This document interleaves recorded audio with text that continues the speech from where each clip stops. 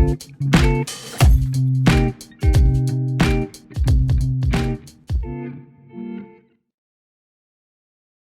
everyone! In today's episode of The Woman of This World, we're gonna talk about a very special woman who did a lot to help feminism in the last years.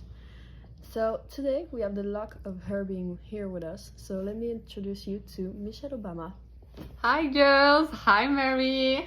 Hi, how are you doing today? I'm doing great, and you? I'm doing good.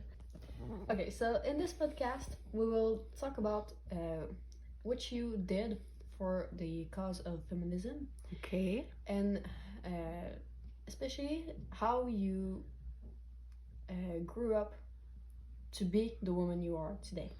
So that will be it. I'm so excited! So the first question we have is quite simple. Who are you? I don't want to brag, but I'm a first lady, a lawyer, and also a writer. Okay, so next. Tell me a little bit more about you.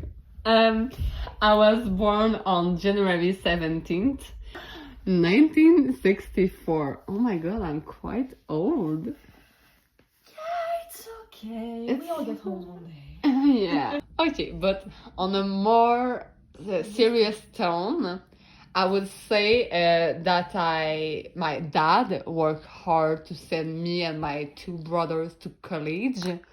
Yeah, so I heard you went to Princeton University. How was that?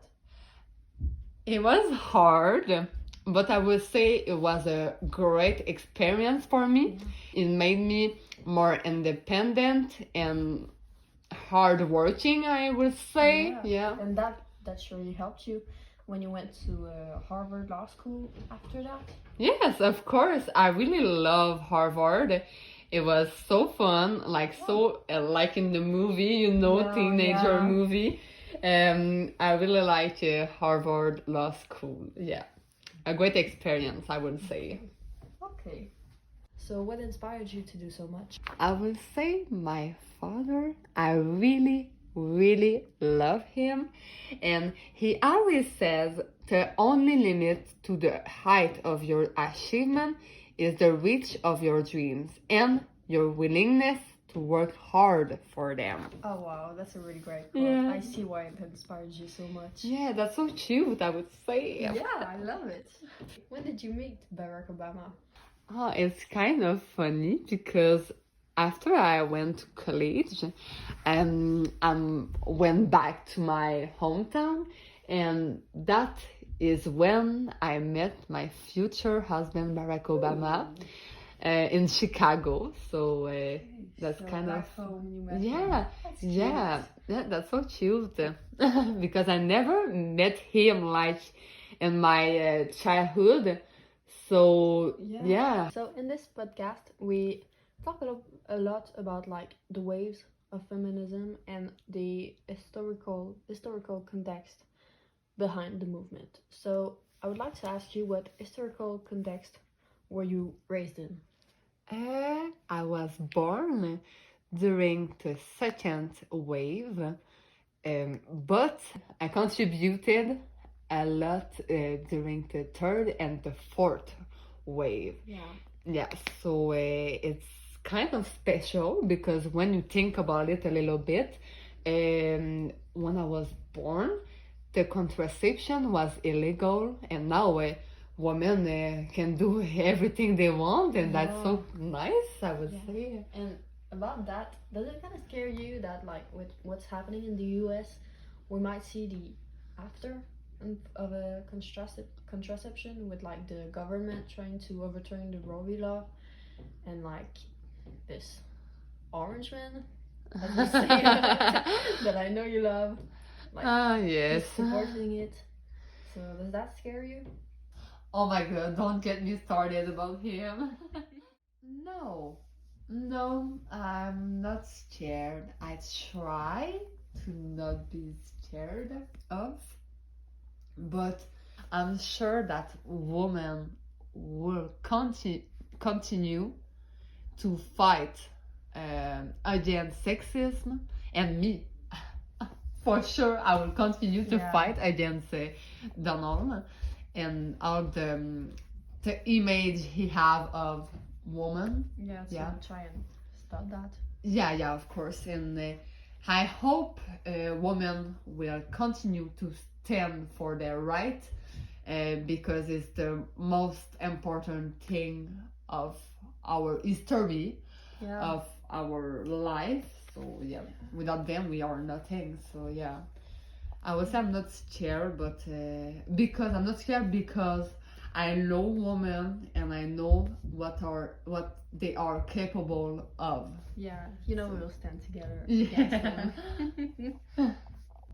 Okay, so my next question would be, what do you stand for? That's a great question. I don't know if you already know this, but I have my own podcast. Yeah, I know Yeah. that. I can't follow it. Yeah. Okay, so cool. And yes, so in my podcast, I talk a lot about what I advocate for, and so what I talk about are most fight against obesity. In Yeah. the United States, we are Yeah. we have a big deal with this medical problem. Yeah. Yes, it's kind of a sadly the Yeah, United States it's is kind bad. of known for its overweighted Yeah. and- population. Yeah. So I fight against that. I support veterans and their family. Oh. I fight for the right of LGBT people. Yeah. And LGBT community. Yeah. Okay. Yeah. And also my favorite one is the education of young girls around the world. Yeah. Yeah, I see that's a subject that you like really have at heart Yes. because I see a lot of the things you do about it. Of course. Okay, so I don't think you know that, but I was when I was in secondary school, I was in a program like the IB program. In fact, I know.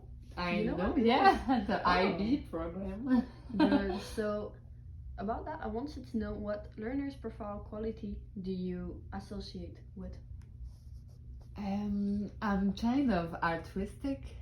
Okay, yeah. I care a lot about the situation of people around the world.